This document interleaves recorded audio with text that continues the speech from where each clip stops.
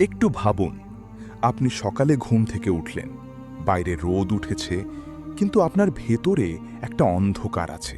চিন্তার অন্ধকার, গুনাহের অন্ধকার, দুনিয়ার ব্যস্ততার অন্ধকার। আপনি জানেন না কিভাবে সেই অন্ধকার সরাবেন। আল্লাহ আপনার জন্য একটা উপহার রেখেছেন, প্রতি সপ্তাহে, প্রতি জুমায়। সেই উপহারের নাম সূরা আল কাহফ। রাসূলুল্লাহ সাল্লাল্লাহু আলাইহি ওয়াসাল্লাম বলেছেন, যে ব্যক্তি জুমার দিন সূরা আল কাহফ তিলাওয়াত করবে, তার জন্য 2 জুমার মাঝখানে নূর প্রজ্জ্বলিত হবে। হাকিম বাইহাকি।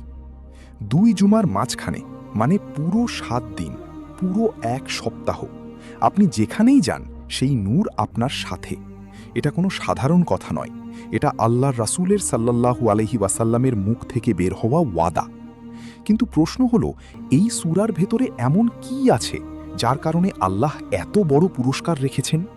এই সূরায় আছে 4টি গল্প, আর প্রতিটি গল্প আপনার জীবনের একটা পরীক্ষার জবাব।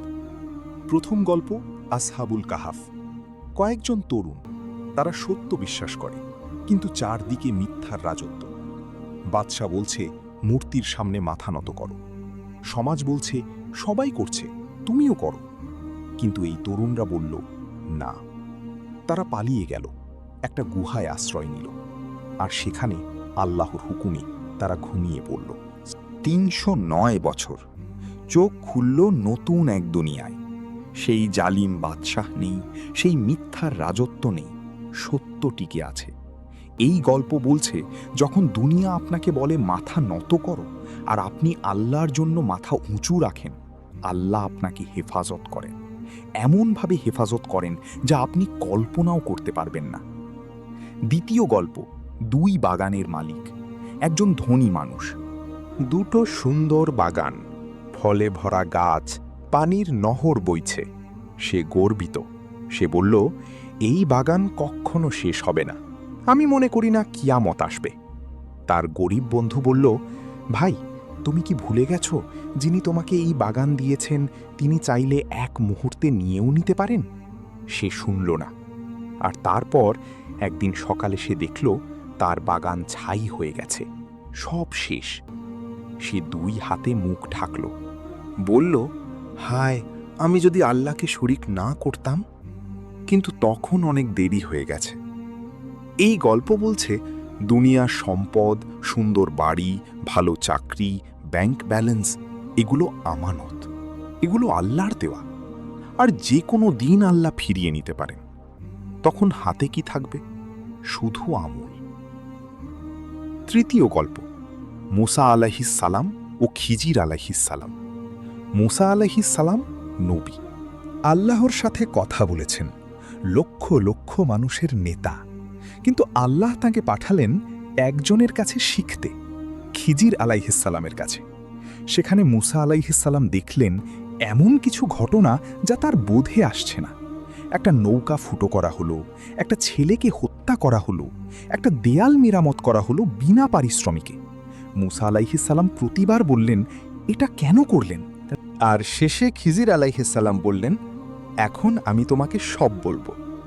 নৌকা ফুটো করা হয়েছিল কারণ সামনে জালিম বাদশাহ সব ভালো নৌকা ছিনিয়ে নিচ্ছিল। ছেলেকে হত্যা করা হয়েছিল কারণ সে বড় হলে তার মুমিন মা বাবাকে কষ্ট দিত। দেয়াল মেরামত করা হয়েছিল কারণ তার নিচে 2 ইয়াতিমের সম্পদ লুকানো ছিল। এই গল্প বলছে, আল্লাহ যা করেন সব কারণে করেন। আপনার জীবনে যে বিপদ এসেছে, যে দরজা বন্ধ হয়েছে, যে মানুষ চলে গেছে, আল্লাহর একটা পরিকল্পনা আছে। আপনি এখন বুঝছেন না, কিন্তু একদিন বুঝবেন। চতুর্থ গল্প জুলকারনাইন। একজন শক্তিশালী বাদশাহ, পূর্ব থেকে পশ্চিম সব তার অধীনে। কিন্তু তিনি গর্বিত নন। তিনি যেখানে যান ন্যায় প্রতিষ্ঠা করেন, অত্যাচারীকে শাস্তি দেন, মজলুমকে সাহায্য করেন। একটা জাতি তার কাছে এলো, আমাদের রক্ষা করুন, ইয়াজুজ মাজুজ আমাদের ধ্বংস করছে। তিনি তাদের জন্য বিশাল প্রাচীর বানালেন, কিন্তু পারিশ্রমিক নিলেন না। বললেন, এটা আমার রবের রহমত। এই গল্প বলছে, ক্ষমতা যখন আল্লাহর জন্য ব্যবহার হয় সেটা বরকত হয়, আর ক্ষমতা যখন নিজের জন্য ব্যবহার হয় সেটা ধ্বংস হয়। এই 4টি গল্প 4টি ফিতনার জবাব। আলেমরা বলেছেন কিয়ামতের আগে মানুষ 4টি ফিতনায় পড়বে। দিনের ফিতনা, সম্পদের ফিতনা, জ্ঞানের ফিতনা, ক্ষমতার ফিতনা। আর সূরা আল কাহাফে এই 4টির জবাব আছে, একটি একটি করে।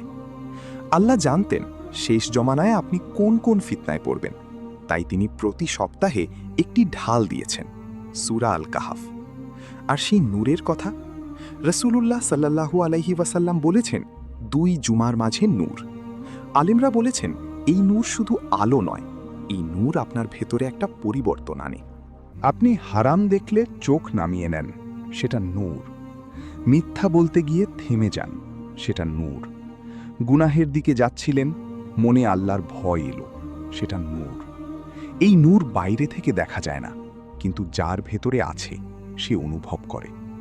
প্রিয় ভাই, প্রিয় বোন, আজ জুমার দিন। এখন কয়েক মিনিট সময় নিন, সূরা আল কাহাফ খুলুন। পড়তে না পারলে অনুবাদ পড়ুন, অর্থ বুঝে পড়ুন। কারণ এই সূরা শুধু পড়ার জন্য নয়, এরা বোঝার জন্য, অনুভব করার জন্য। আর যখন পড়বেন মনে করুন আল্লাহ আপনার সাথে কথা বলছেন। প্রতিটি আয়াত আপনার জীবনের কোনো না কোনো মুহূর্তের সাথে মিলে যাবে। রাসূলুল্লাহ সাল্লাল্লাহু আলাইহি ওয়াসাল্লাম আরও বলেছেন, যে ব্যক্তি সূরা আল কাহাফের প্রথম 10 আয়াত মুখস্থ করবে সে দাজ্জালের ফিতনা থেকে হেফাজত পাবে। মুসলিম। দাজ্জাল ইতিহাসের সবচেয়ে বড় ফিতনা, আর সেই ফিতনা থেকে হেফাজতের ঢাল এই 10টি আয়াত। আল্লাহ কতটা ভালোবাসেন আপনাকে ভাবুন। তিনি কিয়ামতের ফিতনা থেকেও বাঁচার রাস্তা বলে দিয়েছেন। আর সেই রাস্তা এত সহজ, আজ থেকে একটা অভ্যাস বানান। প্রতি জুমায় সূরা আল কাহাফ। ব্যস্ত থাকলে অল্প করে হলেও, কিন্তু ছাড়বেন না। কারণ আল্লাহর দেওয়া নূর এই দুনিয়ার কোনো অন্ধকার সরাতে পারে না। আল্লাহ বলেছেন, এই কিতাব আমি নাজিল করেছি তোমার প্রতি, যেন তুমি মানুষকে অন্ধকার থেকে আলোর দিকে বের করে আনো। সূরা ইব্রাহিম 1। সেই আলোর দিকে আসুন প্রতি জুমায়, প্রতিবার। জুমা মোবারক। এই ভিডিওটি যদি ভালো লাগে লাইক, কমেন্ট, সাবস্ক্রাইব করতে ভুলবেন না। আপনার একটি সাবস্ক্রাইব আমাদেরকে আরও ইসলামিক গল্প তৈরি করতে উৎসাহ দেয়।